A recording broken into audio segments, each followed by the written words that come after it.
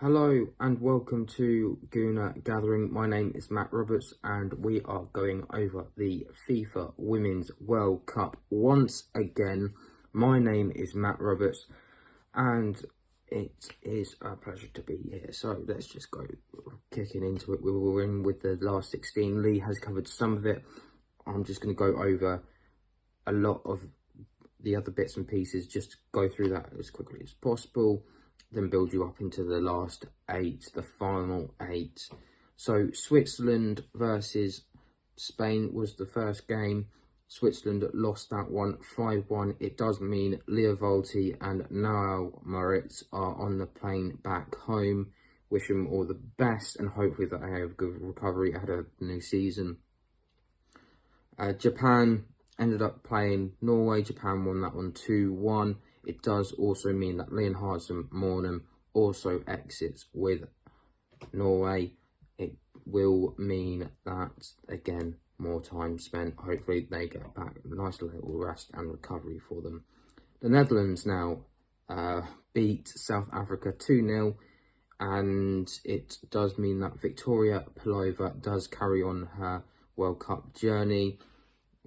There was some other instances that have been great for South Africa this World Cup, and hopefully it's going to be something that they look forward to coming over for the next couple of years.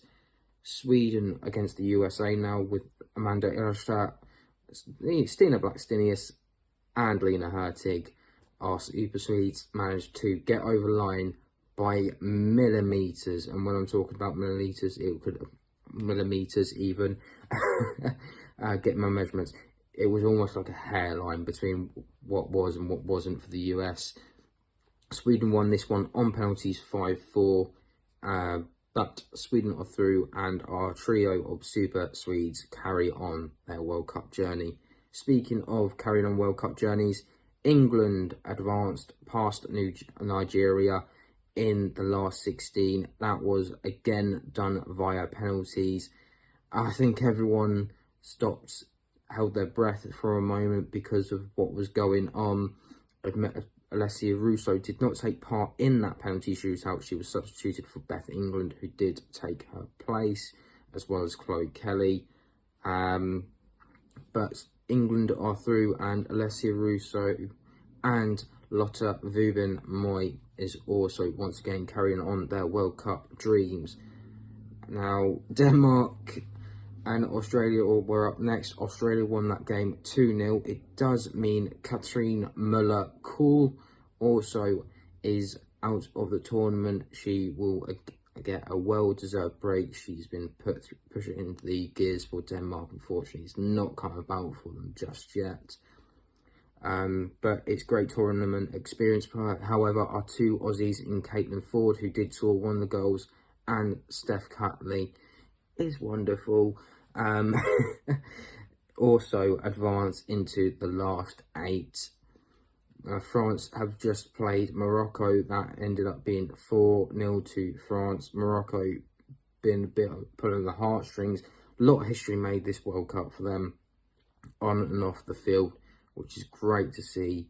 But they can look back and be proud of their performance. It was just a bit unfortunate that they came up against a France side that were just hitting the form at the right time.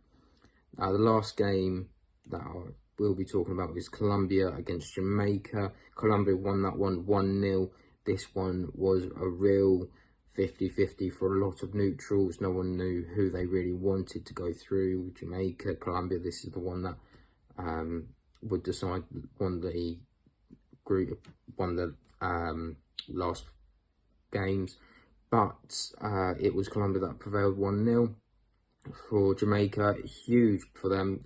That is the longest, for Jamaica, that is the furthest that they've ever gone in the competition, and it's a huge moment for them, so huge congratulations. The last 8 now. Spain against the Netherlands, 2 o'clock on a Friday in the morning. I feel a little bit sorry for the Netherlands because of the way things have gone.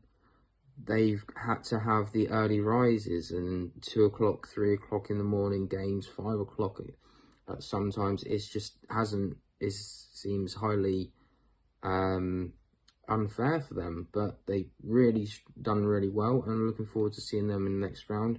Spain against Netherlands. Let's see what happens with that one. Japan versus Sweden will be the next game. That will be a just looking at now 9:30 kickoff time on a Friday. So that gives you plenty of time. If you are working, just make sure you've got your radio headset on, or you're able to sneak away and hide into a corner. Japan versus Sweden. This would be a match that I would have on my cards as the one to definitely watch. Australia versus France is on the Saturday. That is a 8 o'clock kickoff. Australia-France, it's going to be a difficult game, but let's wait and see what happens. And lastly, England versus Colombia. It is a 11:30 kickoff that has been confirmed. That is on ITV. So let's wait and see what happens. But that is all from me today. Thank you for joining me. Hope to see you soon. Don't forget to like, share and subscribe. And see you next time. Goodbye.